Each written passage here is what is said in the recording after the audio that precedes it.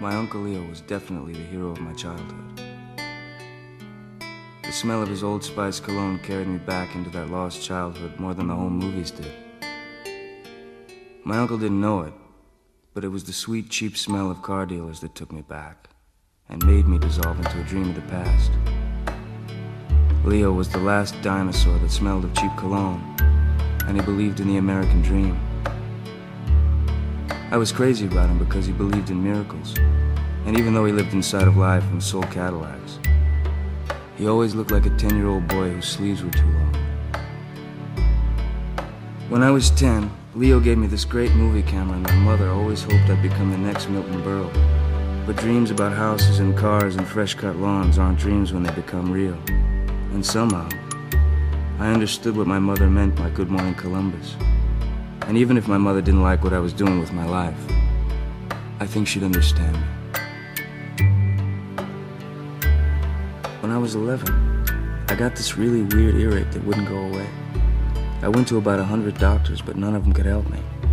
So what Leo did was, he went into Mexico and brought back this fat lady witch doctor who did some mumbo-jumbo and fixed me right up. I was grateful, but somehow I thought I might have been better off mute. All in all, I had a very happy childhood. My father was a border guard who spent most of his life trying to keep people from crossing lines. Every night for 15 years, he'd go out and smooth down the road between Mexico and Arizona.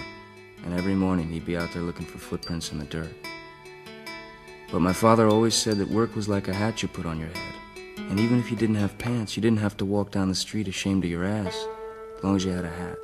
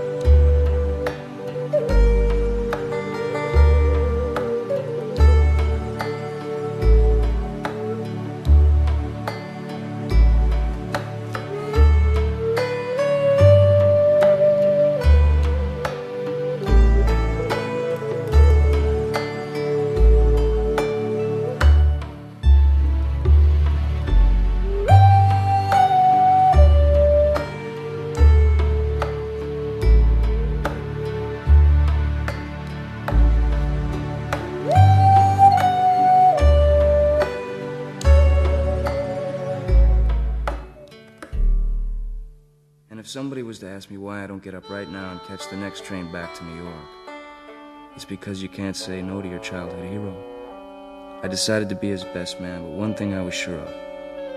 No matter how much I loved the smell of cheap cologne, I was never going to become my uncle, and I was never going to sell Cadillacs.